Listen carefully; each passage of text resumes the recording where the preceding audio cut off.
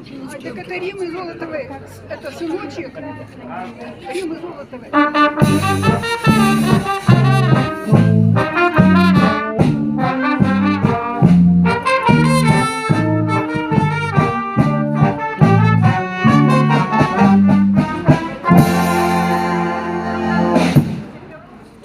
Когда россияне, Ванюши, Тани, Мани, танцуя на гулянье, открыли новый стиль. Писакошки, под русские коробки, под переступи ножки, расслабили кадечки, и перепачки, забытая гитарами, забытая,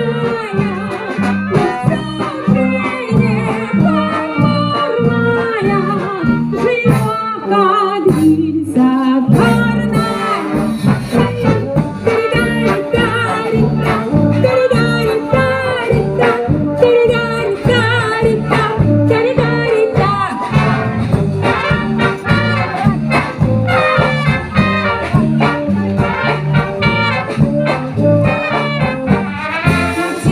Мы похожи, веселье любим тоже, как рисовать не можем, улыбка верит стать.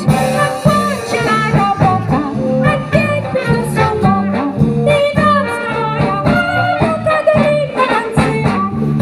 Кадрильная, сердечная, старинная, увечная, фабричная, колхозная, смешная и серьезная.